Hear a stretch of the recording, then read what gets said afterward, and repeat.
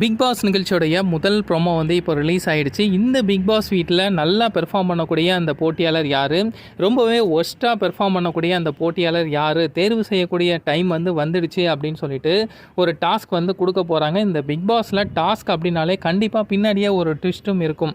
அதே போல் தான் இன்றைக்கி விஜயதசமி அப்படிங்கிறதுனால தாமரைச்செல்வி தலைமையில் ஒரு நாடகம் வந்து மற்ற போட்டியாளர்கள் வந்து நடித்து காமிக்க போகிறாங்க. இதில் யார் நல்லா பெர்ஃபார்ம் பண்ணியிருக்காங்க, யார் வந்து ஒஸ்ட்டாக பெர்ஃபார்ம் பண்ணியிருக்காங்க அப்படிங்கிறத தாமரைச்செல்வி தலைமையில் இருக்கக்கூடிய ஒரு குழு, அது யார் யார் அப்படிங்கிறத இன்னும் சொல்லலை.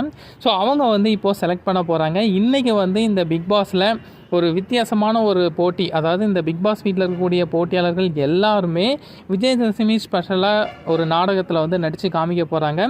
ஸோ பிரியங்கா பார்த்தீங்க அப்படின்னா அதை வந்து வித்தியாசமாக கலாய்க்கிறாங்க. விஜயதசமி அதுவுமா இப்படி ஒரு ட்விஸ்ட்டை போட்டு எல்லாத்துக்கும் ஆப்போசிட்டிங்களே பிக் பாஸ் அப்படின்னு சொல்லி அவங்களுக்கே உரித்தான ஒரு பாணியில் பயங்கரமாக கலாய்க்கிறாங்க.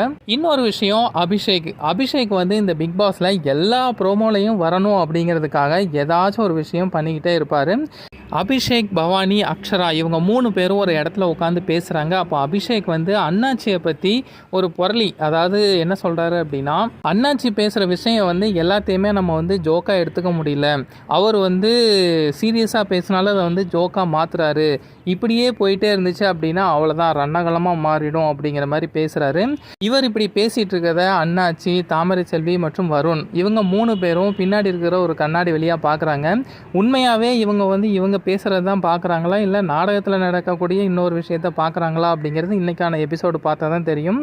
ஆக மொத்தத்தில் இந்த ப்ரொமோவில் நிறையா ட்விஸ்ட்டுக்கு மேலே ட்விஸ்ட் வந்து வந்துக்கிட்டே இருக்குது. ஸோ இன்றைக்கி நடக்கிற அந்த ப்ரொமோவில் யார் வந்து அந்த பேஸ்மெண்ட் ஜெயிலுக்கு போகிறாங்க அப்படிங்கிறத கன்ஃபார்ம் பண்ண போகிறாங்கன்னு நினைக்கிறேன். பொறுத்திருந்து பார்ப்போம்.